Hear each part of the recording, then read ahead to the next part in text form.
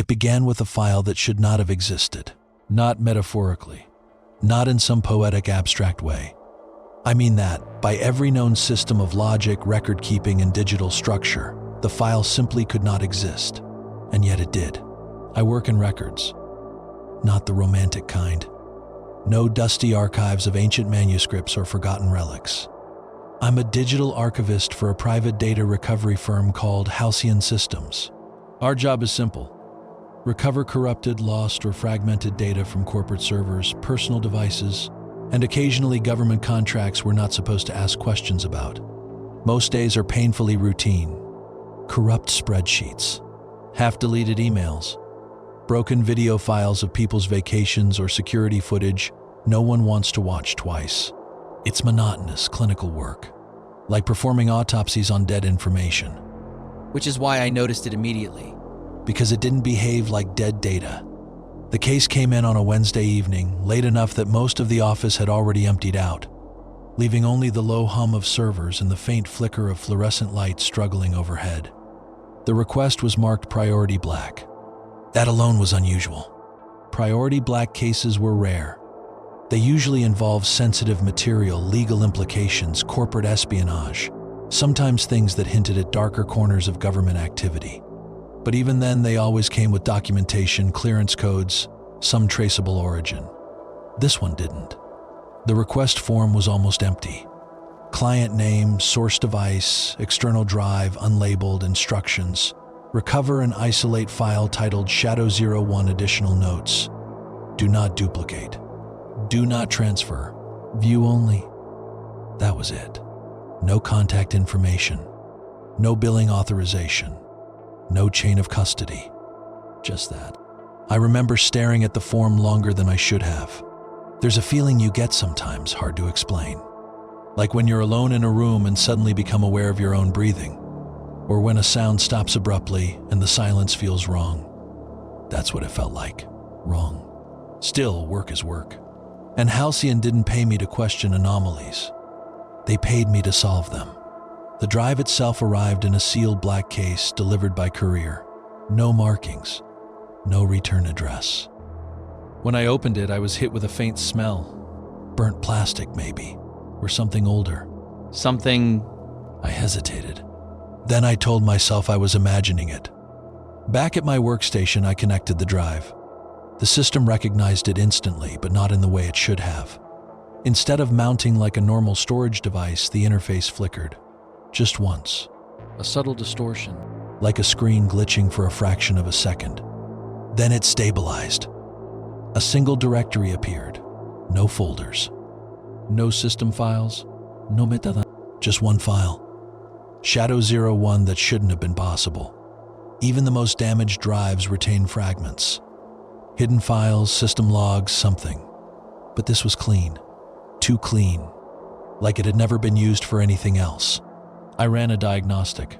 No corruption. No hidden partitions. No data trails. It was as if the drive had been created solely to hold this one file and nothing more. My cursor hovered over it. There was no file type, no extension, just a name. Shadow 01, I checked the timestamp. That's when I felt the first real crack in my composure. The file was dated tomorrow. I leaned back in my chair, staring at the screen. That wasn't a glitch I could explain away. System clocks can be wrong, but not like that. Not with our servers, which synced constantly with external time sources. Not with a standalone drive that shouldn't even have network access. I checked again. Same result. Created March 22nd, modified March 22nd, but today was March 21st. A laugh escaped me, short and hollow. Okay, I muttered to the empty office. That's new. I should have reported it. That's protocol. Anything anomalous, anything that breaks expected parameters, you escalate it. But something about the file pulled at me. Not curiosity exactly. Something sharper, like a splinter in the mind. I opened it. The screen went black. Not a crash, not a shutdown. Just black. The monitors stayed on. The system hummed. But the display was swallowed in darkness, as if something had stepped between me and the light. Then text appeared. Not typed, not rendered. It formed. Letters bleeding into existence, one after another, like ink spreading through paper. You should not have opened this. My stomach tightened. A chill crept up my spine, slow and deliberate. This is a joke, I whispered. It had to be. Some kind of embedded script, a psychological trick. I'd seen worse, clients trying to scare analysts, burying files in layers of theatrics. But even as I thought it, something felt off. The text wasn't static. It pulsed. Faintly, like it was breathing. Then it changed. You were not the first.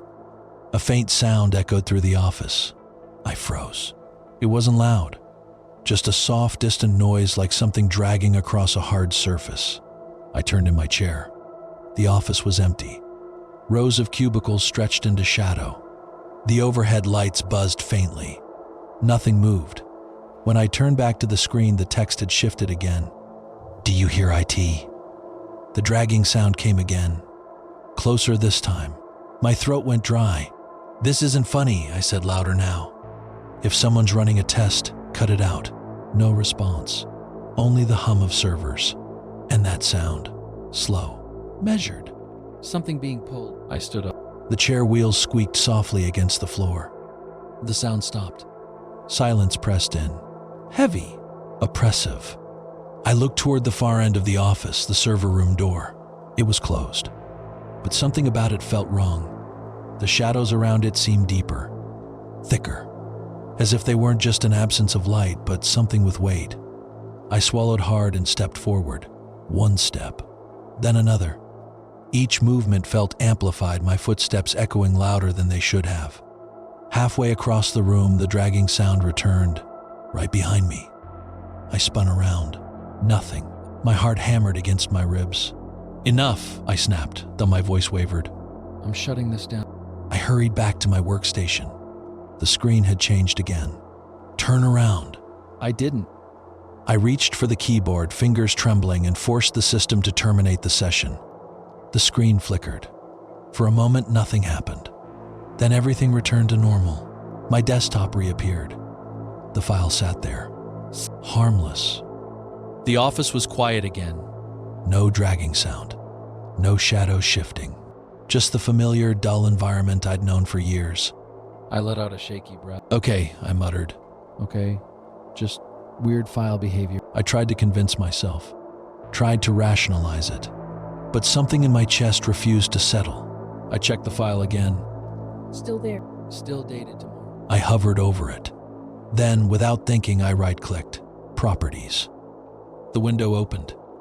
For a moment, everything looked normal. File size 0 KB. No type. No metadata. Then the size changed. 0 KB. Wrap. As if something was being written into it in real time. I slammed the window shut. My pulse raced. Nope, I said, grabbing my jacket. Nope, I'm done. I disconnected the drive. Or tried. The system didn't respond. The drive icon remained. Connected. Active. A message appeared on the screen. Not in the file. In the system itself. You can't remove IT. My breath hitched. That's not. I started, then stopped. Because I hadn't opened the file again. The text changed. It's already here. Something cold brushed the back of my neck. I froze. Every muscle locked in place. Slowly, very slowly, I turned my head. There was nothing there. But the air felt different. Occupied. Behind me, something exhaled. I didn't see it. I didn't need to. Because in that moment, I understood something with absolute horrifying clarity. The file wasn't on the drive anymore. It had transferred. Somewhere much closer. I didn't leave. Not immediately. That's the part I still don't fully understand. Every instinct, every rational, survival-driven impulse should have forced me out of that office. I should have grabbed my things, walked straight to the elevator, and never looked back. Instead, I stood there, listening, waiting, as if some part of me expected. The air behind me still felt wrong. Not cold exactly, but displaced. Like something had stepped into the space where I should have been alone. I turned slowly, forcing myself to confront it. Nothing. The cubicles sat in their neat rows. The overhead lights flickered faintly. The server room door remained closed. Everything was exactly as it should be, except it wasn't. because the silence had changed. Before it had been empty. Now it felt like the absence of sound wasn't natural but enforced. I exhaled shakily and rubbed my face. You're tired, I muttered. That's all this is. Late shift. Strange case. Imagination running ahead of logic. It had to be that. It had to be. I turned back to my workstation. The screen was still on. The file still there. But something else had changed. A second file had appeared. I froze. It hadn't been there before. I was certain of that. Same format. Same lack of extension. But the name was different. Shadow 02, my pulse spiked. No, I whispered. No. I hadn't copied anything. Hadn't duplicated the file. And the instructions do not duplicate. Do not transfer. A cold realization settled over me. I hadn't. Something else had. I leaned closer to the screen, my reflection faintly visible in the dark gloss of the monitor. 2 files now. Shadow 01, Shadow 02, I checked the timestamps. Both dated tomorrow. But Shadow 02 had been created just minutes while I watched. That's not possible, I said. But the words sounded hollow even to me. I clicked on Shadow 02. The screen didn't go black this time. Instead, it flickered rapid, erratic pulses of light, like something struggling to stabilize. Then an image appeared. Grainy, monochrome. Security camera footage. My breath caught in my throat. It was the office. My office. From above. The angle was wrong, too high, too wide, like a camera mounted in a corner that didn't exist. I saw my chair. And me, standing there, watching the screen. A delayed echo of my own existence. I leaned closer. The footage stuttered slightly, skipping frames. Then it smoothed, and something moved. Behind me, in the video. I felt my body go rigid. No, I whispered, my eyes locked on the screen. No, that's not. The figure was indistinct, not solid. More like a distortion in the image, a warping of light and shadow that bent around itself. But it was there, standing directly behind me, close enough that in the footage it leaned forward, toward my ear. At the exact moment I felt it again. That cold presence, right behind me. My breath hitched. I didn't turn around. I couldn't. Because I already knew. If I turned, it would be there. Instead, I stared at the screen. Watch the impossible play out. The figure's outline sharpened slightly, just enough to suggest something vaguely human. Too tall, too thin. Its head tilted at an unnatural angle. And where its face should have been, there was nothing. Just a deeper darkness. A void that seemed to absorb the grainy light around it. In the footage, its mouth, or where a mouth might be, opened. The audio cut in. A whisper. Distorted. Layered. Like multiple voices speaking through each other. You opened it. The sound didn't come from the speakers. It came from behind me. Right beside my ear. I flinched, stumbling forward, my chair clattering to the floor. The footage on the screen jumped. The version of me in the video staggered to about a fraction of a second too late. Out of sync. I stared at it, heart pounding. That's not live, I breathed. It can't be live. But as I watched, the figure moved again, not following me. Anticipating me. In the footage, it straightened slowly. Then its head turned, not toward me, toward the camera. As if it knew it was being watched. As if it knew I was watching. Its featureless face tilted, studying something beyond the screen. Studying me. Then the video glitched violently. Static tore across the image. The frame distorted, stretching, warping, and for a split second the camera angle changed. No longer above. Now directly behind me. Closer. Too close. The screen filled with the back of my head. And just over my shoulder something shifted. I couldn't see it clearly. But I felt it. That presence tightening. Closing in. I spun around. Nothing. The office stood empty. But the feeling remained. Right there. Just out of sight. I backed away slowly, my eyes scanning every corner, every shadow. Okay, I said, my voice shaking. Okay. This is some kind of projection. Some augmented something. The words fell apart as I said them. Because I didn't believe them. Not anymore. Behind me, the speakers crackled. I turned back to the screen. The footage had stopped, frozen, but the image had changed, no longer showing the office. Now it showed something else. A hallway. Narrow. Familiar. It took me a second to recognize it. Then my stomach dropped. It was the corridor outside the server room. The door at the end, closed. The camera perspective slowly moved forward, not like a fixed security feed, like someone walking. The motion was wrong, too smooth, gliding, as if it wasn't bound by the same physical limits as a human body. I watched frozen as it approached the door, closer, closer. Then it stopped. The image held. The door filled the frame, and something appeared on it, scratched into the surface, fresh, deep, as if carved by something sharp. I leaned in, squinting. Reading. Don't let-it-out, my breath caught. Ah! Wasn't there before, I whispered. I knew it hadn't been. I'd walked past that door a dozen times tonight. It had been clean, untouched. The camera feed trembled slightly. Then the handle moved. I felt it before I saw it. That shift in the air. That pressure. Somewhere in the office, a door creaked. I didn't need to look. I already knew which one. The screen flickered again. The feed cut, replaced by text. Unmistakable. It's not in here. A sound echoed behind me. Not dragging this time.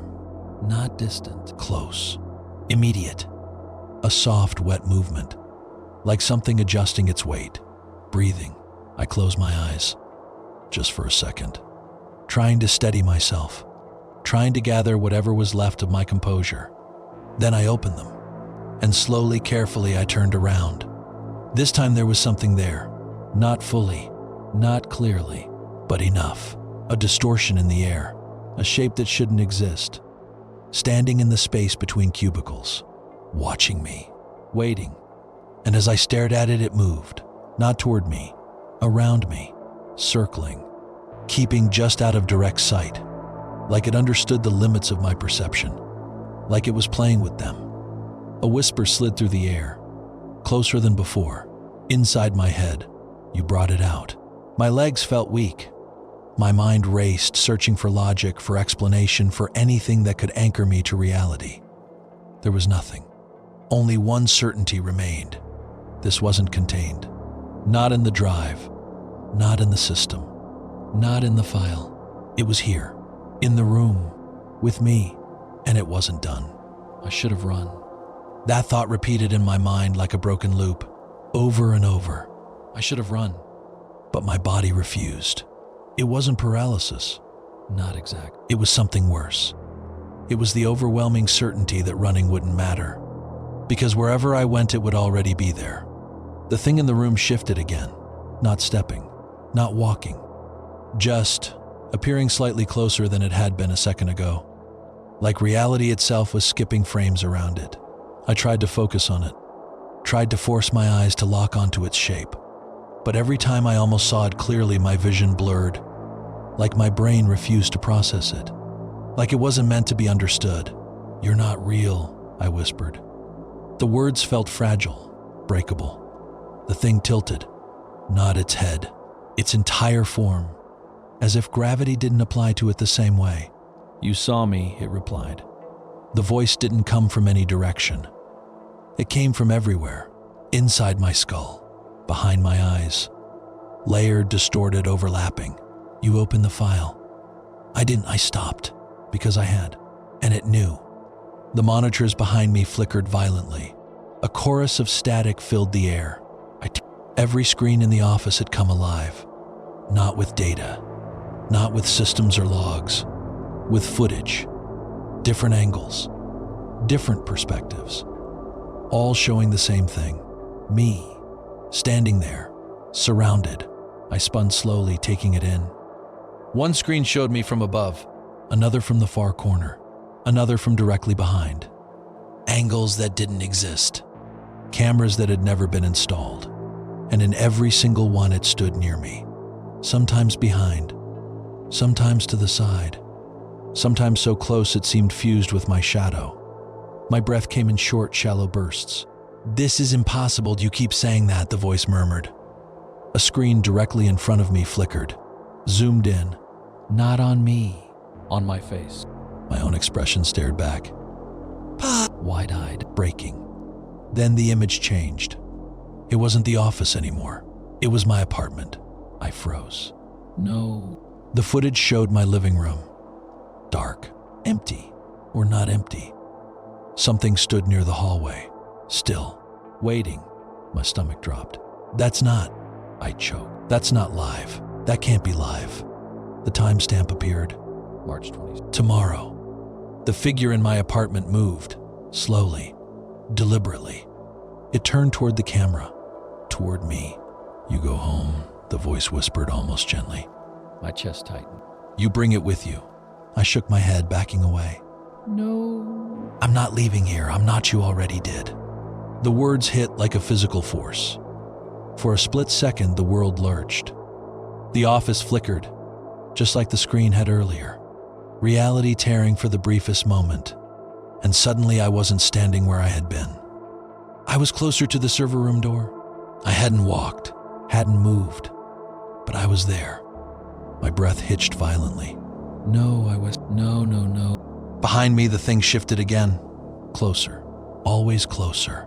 You don't remember leaving, it said. You don't remember opening it again. My head spun. Memory slipped. Fragments missing. Like pages torn from a book I didn't know I was reading. I didn't. You did. The server room door loomed in front of me. Closer than it should have been. The surface looked wrong. Scratched. Mark. I saw it clearly now. The words carved deep into the metal. Don't let-it-out. My hand trembled. Without my permission, it lifted. Reached toward the handle. No, I gasped, trying to pull back. My arm didn't respond. Like it wasn't mine anymore. Stop, you want to see, the voice murmured. You always want to see. My fingers wrapped around the handle. Cold. Too cold. Like touching something that had never known warmth. Don't you open the file? The words echoed. Absolute. The handle turned. The door creaked open. Darkness spilled out. Not shot. Not absence of light. Something thicker. Something alive. It poured into the room like smoke moving against gravity. The temperature dropped instantly. My breath fogged. My skin prickled. And from within that darkness, something moved. Not the thing behind me. Something else. Something deeper. Larger. Older. A shape began to form. Not fully. Never fully. But enough to suggest depth. Endless depth. Like looking into a hole that had no bottom. My vision warped. Edges bending. Straight lines curving. Reality itself struggling to contain what was coming through. You found the door, the voice whispered. But you weren't supposed to open it. My legs gave out. I collapsed to my knees, unable to look away. The darkness stretched, reached. Not physically, but perceptually. Like it was expanding inside my mind. Filling spaces that weren't meant to hold anything. I didn't know. I choked. I didn't know. It doesn't matter. The thing behind me leaned closer. I felt it now, fully. A presence pressing against my back. Not, but almost. So many didn't know. The monitors screamed with static. The images twisted. Dozens of versions of me flickered across the screens. Different positions. Different moments. Different outcomes. In some, I ran. In others, I never turned around. In one, I stood perfectly still, and the darkness consumed everything. The office, the walls, the screens, all swallowed, until only black remained. That version of me looked directly at the camera and smiled. My heart stopped. That's not me, I whispered. That's no to all of them, the voice said, and none of them. The darkness from the server room surged, not outward, inward. Toward me, I tried to crawl back. My body wouldn't move. My mind screamed. Something cold wrapped around my thoughts. Not my body, my thoughts. Like fingers pressing into my consciousness. You open the file, it repeated. And now you're part of it. The room fractured. Not visually, conceptually. Like the idea of space was breaking apart. The office stretched, twisted, folding in impossible ways. The walls bent inward. The floor tilted. The ceiling seemed too far away. Or too close. I couldn't tell. Nothing made sense anymore. And in that collapsing reality, the thing finally became clear. Just for a moment. Enough to understand. Enough to break something inside me. It wasn't a creature. Not in any way we define. It was an absence. A void shaped like something that had tried to become human and failed. Endlessly failing. A silhouette made of everything that shouldn't exist. And it was looking at me. Not with eyes, but with awareness. Deep. Hungry. You see me now, it whispered. And I did. God help me, I did. The darkness surged forward, and everything went black. When I came back, I was still sitting at my desk. The office was quiet. Calm. Normal. The fluorescent lights buzzed faintly overhead. The servers hummed in their usual monotonous rhythm. My chair was upright. My hands rested on the keyboard. For a moment, I didn't move, didn't breathe, didn't think. Because something in me understood instinctively that movement might break whatever fragile illusion I was inside. Slowly, carefully, I looked at the screen. The file was gone. No Shadow 01. No Shadow 02. Nothing. Just my desktop. Clean. Unremarkable. Like none of it had ever happened. My chest rose in a shallow breath. "K," I whispered. The word felt distant, unconvincing. I checked the drive. Empty. No anomalies. No timestamps from tomorrow. No impossible files. Just a blank, ordinary device. My hands trembled slightly as I disconnected it. This time it worked. No resistance. No message. No voice. Just a soft, mechanical click as the system released it. I sat there for a long time. Minutes. Maybe longer. Trying to reconstruct what had happened. Trying to anchor myself in something real. But every time I reached for a memory, it slipped. Blurry. Incomplete. Like recalling a dream that dissolves the moment you try to explain it. Eventually, I stood. My legs felt weak, but they held. I grabbed my jacket. Walked to the elevator. Left the office. No dragging sounds. No whispers. No shifting shadows. Just silence. Normal, comforting silence. And that, more than anything, terrified me, because it felt wrong. Like the quiet after something has already gone very, very bad. The city outside was alive. Cars passing. Distant conversations. The hum of streetlights and neon signs bleeding into the night. I stood there for a moment, breathing it in. Reality. Solid. Unbroken. "You're fine," I told myself. And this time I almost believed it. I went home. The walk was uneventful. No flickering lights. No strange reflections. No sense of being followed. Just the familiar rhythm of footsteps against pavement. When I reached my apartment, I hesitated at the door. My hand hovered over the handle. A memory tugged at me. Something about a hallway. A camera. A figure waiting. I shook my head. "Enough," I muttered. Then I opened the door. The apartment was dark. Exactly as I'd left it. I stepped inside. Closed the door behind me. Nothing moved. Nothing breathed. Nothing waited. I exhaled slowly. See? I said aloud, forcing a small, hollow laugh. Nothing. I flipped the light switch. The room flooded with warm, steady light. Normal.